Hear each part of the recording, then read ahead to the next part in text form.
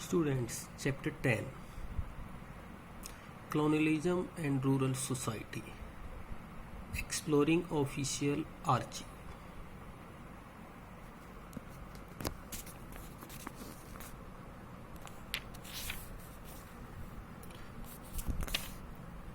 The British conquest of India was an extraordinary event of world history.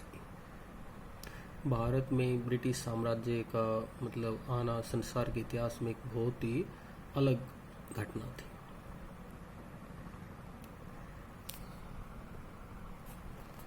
It influenced not only the Indian history but also the world history in various way. इसने भारतीय इतिहास को ही नहीं बल्कि इसने विश्व इतिहास को भी बहुत सा प्रभावित है वो किया.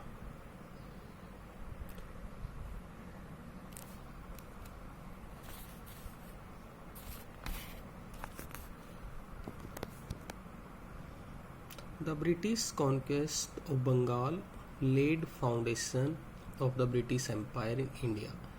बंगाल को जीत के भारत में ब्रिटिश साम्राज्य की नींव इन्होंने डाली. Bengal at that time was the richest, most prosperous and the most fertile province in India.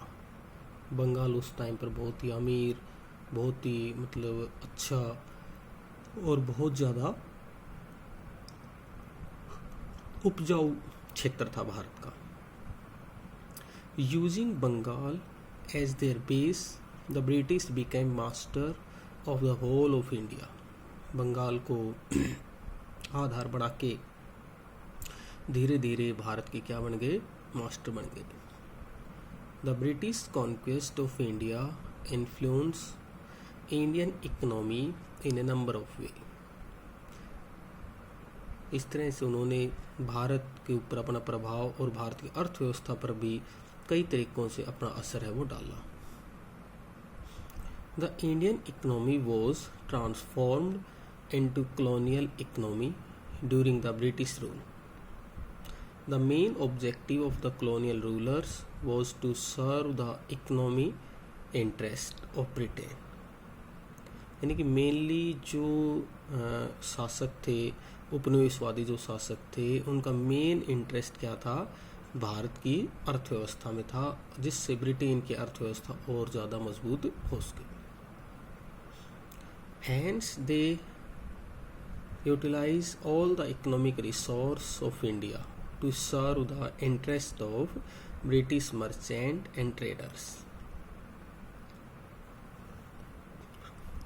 India was a prosperous and self sufficient country.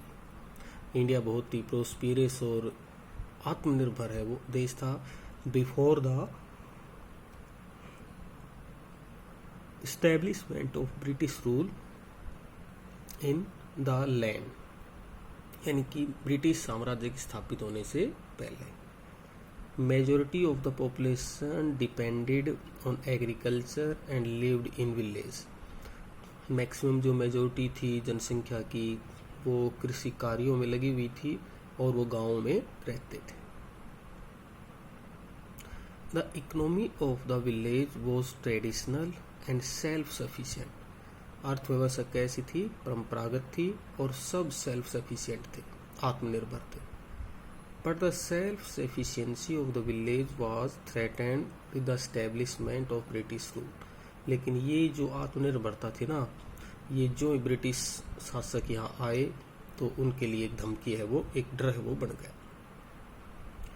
The traditional economy started getting disintegrated with colonial economy, fast replacing it. और इस तरह से क्या होगा, धीरे धीरे नहीं बल्कि बहुत फास्ट तरीके से क्या हो गई, बदल गई. Colonialism and the countryside is the main subject of our study in the present chapter. यानी कि इसके अंदर हम फिलहाल जो टॉपिक है ना भाई, इसमें हम उपनिवेशवाद और देहात जो मेन विषय है उस पर बात करेंगे. On the basis of the official record,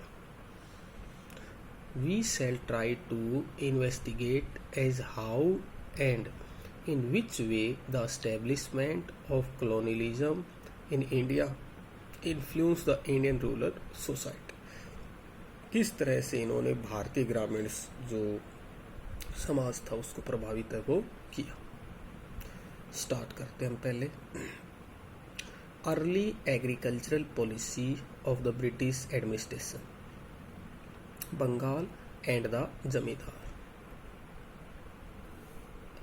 As has already been mentioned, India was an agricultural land before the establishment of the British colonialism. Agriculture was the mainstay of the Indian economy, and more than 60% of the total state income was derived from land revenue after getting the Diwani of Bengal, Bihar and Odisha in 1765. Mainly इन्होंने income के लिए क्या है कि जो land revenue है उसके लिए जो दीवानी इनको मिल गई थी, भाई आप सारा काम यहाँ संभालेंगे. खासतौर से इनको बंगाल, बिहार और उड़ीसा की 1765 में. The British East India company following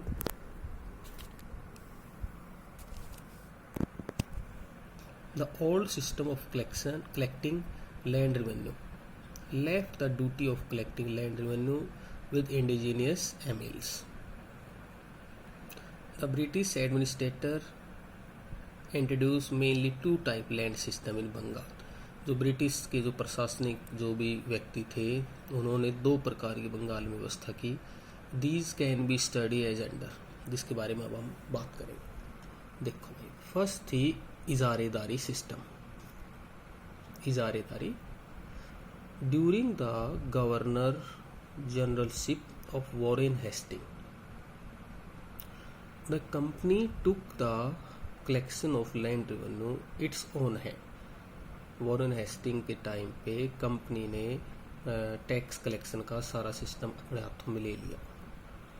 this system introduce by him came to be known as izaredari system. और ये जो उन्होंने सिस्टम इंट्रोड्यूस किया था इसको इजारेदारी नाम से जानते थे. In the beginning Warren Hasting introduce a 5-year settlement of land revenue.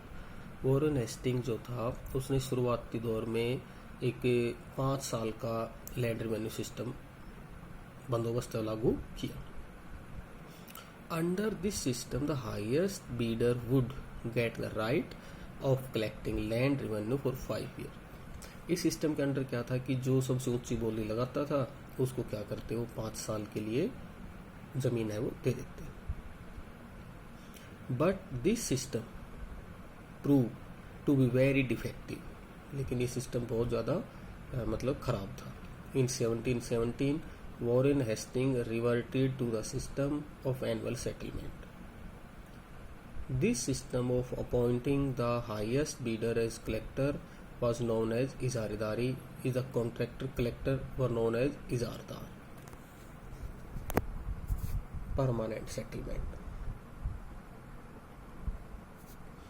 In 1793, the Governor General Lord Cornwallis introduced a new system of land revenue collection, which is known as permanent settlement, zamindari system और the इस्तमरारी settlement. Governor general lord Cornwallis ने land revenue system चलाया जिसको permanent settlement या जमींदारी system या इस्तमरारी settlement के नाम से जाना जाता था. Causes of its introduction. पहले तो लेते हैं हम इसके क्या भाई कारण. In fact the British administrators wanted to introduce the permanent settlement or the istamrari settlement with some particular expectation.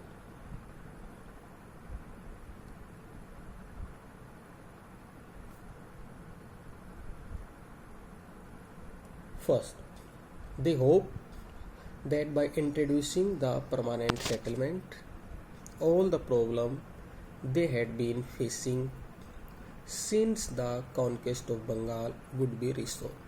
एक तो उनको ये आशा थी कि भाई परमानेंट सेटलमेंट है ये उन समस्याओं को भी दूर करेगा जो समस्याएं उन्होंने बंगाल विजय के दौरान देखी थी। Second, as a result of the recurrent famine and declining agricultural output, the rural economy in Bengal was in crisis by the 1770। 1770 में क्या है कि जो क्राइसिस ज़्यादा उठे थे, जो समस्याएं थी, संकट आए थे, उनसे भी ये हमें ऊपर उठा देगा। The British official felt that it was imperative to encourage investment in agriculture in order to develop agriculture। Main तो क्या था कि जो ब्रिटिश अधिकारी थे वो क्या थे, इस सिस्टम को बढ़ाना चाहते थे, इसमें विकास करना चाहते थे, और इसके साथ में वो ट्रेड एंड द रेवेन्यू। देखो एक चीज़ और मैं बताऊँ, istamrari system land revenue was introduce Bengal, Bihar, Orissa, Banaras and northern Karnataka. यहाँ पर इस्तमरारी सिस्टम है वो लागू हुआ था भाई, चल रहा था हमारा। Resource of the state, the objective could be achieve by securing right of property and by fixing the rates of revenue demand permanently। Fourth क्या बता रही है, the British administrators were of the view that if the revenue demand of the state was fixed permanently, एक ही होगा कि भाई जो revenue है ना वो हमेशा के लिए क्या हो जाएगा, फिक्स हो जाएगा। both the company and the entrepreneurs would be benefited by it। इससे क्या हो जाएगा कि भाई जो कंपनी उसको बहुत ज़्यादा फायदा मिलेगा। It would ensure a regular flow of revenue to the company, और इससे एक कंपनी का क्या है, रेवेन्यू का जो फ्लो है वो कंटिन्यू चल जाएगा, यानी कि पैसा रूटीन में आता रहेगा। And the entrepreneurs too would earn a profit from their investment, as the state was not to siphon it off by increasing its claim। लगातार उनको प्रॉफिट बढ़ता जाएगा और राज्य उसके ऊपर किसी प्रकार का कोई क्लेम भी नहीं कर पाएगा। बाय इंट्रोड्यूसिंग दिस सेटलमेंट, इस सेटलमेंट के इंट्रोड्यूस होने के द्वारा क्या हुआ, the British officials wish to develop a class of yeomen, farmer and rich landowner having capital and enterprise to improve agriculture। इससे क्या होगा, धीरे धीरे जो किसान भी हैं या और जो ज़मीनों के मालिक थे उन सब ने कृषि के अंदर क्या है अपना सुधार करना शुरू किया।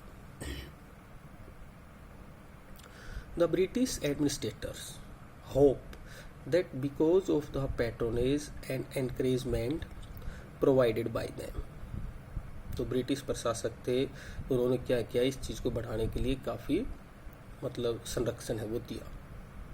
This class would remain loyal to the British East India Company. अब एक खास बात ये हो गई थी कि ऐसी क्लास स्टार्ट हो गई, मिल गई, जो ब्रिटिश साम्राज्य के प्रति बहुत ज़्यादा लॉयल थी।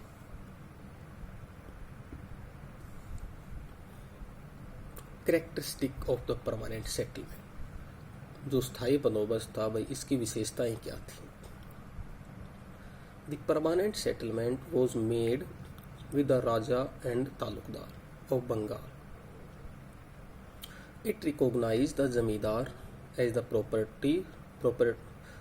Proprietors of the land with permanent hereditary right.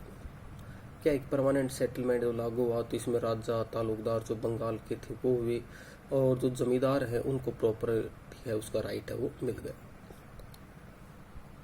The revenue demand to be paid by the zamindar was fix in perpetuity, यानी कि जो भी रेवेन्यू था ना, डिमांड जो थी वो क्या थी, फिक्स थी।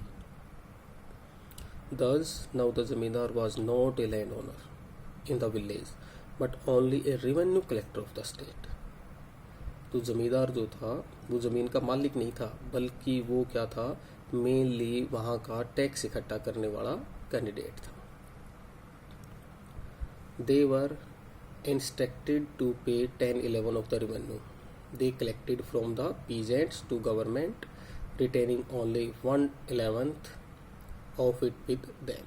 यानी कि जो टैक्स इकट्ठा करते थे उसका मतलब एक हिस्सा वो अपने पास रखते थे. The जमींदार could now sell or mortgage their land.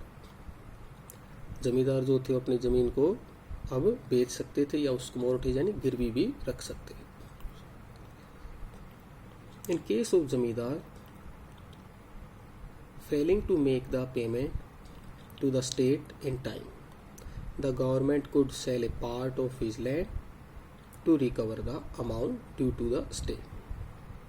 किसी कारण से अगर जमींदार वो टैक्स नहीं दे पाता था तो जो सरकार थी वो क्या करती, उसका कुछ हिस्सा बेच देती अपने अकाउंट जो अमाउंट था उसको रिकवर करने के लिए. Under this system, the government had no direct relation with the farmer. इस सिस्टम में एक सबसे बड़ी बात क्या थी कि सरकार का जो किसान थे उनके साथ कोई सीधा संबंध नहीं था. The government intended not to interfere into the affair of the जमींदार and farmer. सरकार किसी प्रकार का कोई सीधा इंटरफेयर या अफेयर जमींदार और फार्मर के बीच में नहीं था. The जमींदार had a number of villages, sometimes as many as 400 under them.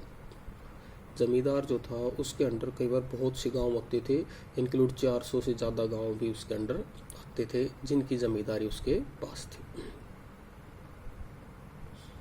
The village falling under one जमींदार formed one revenue state. The total demand or the entire state was fixed by the company. Then the rent to be collected from different villages was ascertained by the जमींदार. अलग अलग राज्य से अलग अलग उससे tax सब इकट्ठा किया जाता था. अब बात आई इसके फायदे की, लाभ की, यानी एडवांटेज क्या थे इसके permanent settlement. The permanent settlement was the result of a well thought and a wise plan. It proved beneficial in many ways. It relieved the government of unnecessary exercise of fixing land revenue every year. एक तो फ़ायदा ये हो गया कि सरकार हर साल जो भी लैंड रेवेन्यू का जो सिस्टम करती उससे उसको बचाव हो गया, भाई एक बार फिक्स कर दिया. It also saved money and time that had to be wasted on settling the revenue every year. तो इससे उसका भाई पैसा भी बच गया और समय भी बच गया. हर साल वो उसको फिक्स करती चलाती जो भी करती वो चीज़ें फिक्स हो गई. It ensured a fixed sum of money annually to the treasury which helped the government go ahead with the economic plan. क्या है कि ये फिक्स हो गया था कि भाई इतना अमाउंट हम क्या करेंगे, लेंगे, और किसी प्रकार से कोई दिक्कत वाली बात नहीं रही. The official of the company were relieved of the tedious task of making annual revenue settlements, which resulted in the enhancement of their administrative efficiency.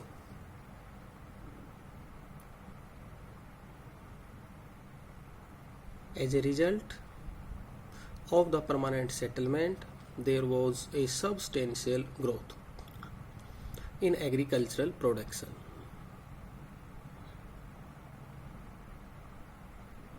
The zamindar started taking interest in cultivation as they were to pay only a prefix land revenue even in case of the increased production. यानी कि जो ज़मींदार होता था ना वो जो पहले से फिक्स होता था केवल उसी टैक्स पे देता था, इसके अलावा और ज़्यादा टैक्स किसी चीज़ पर नहीं देता. There was an increase in the income of company.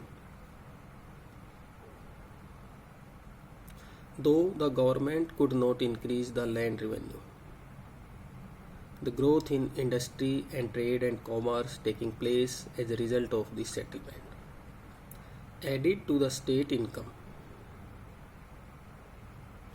It helped increase the prosperity of Bengal, become the most prosperous province of India.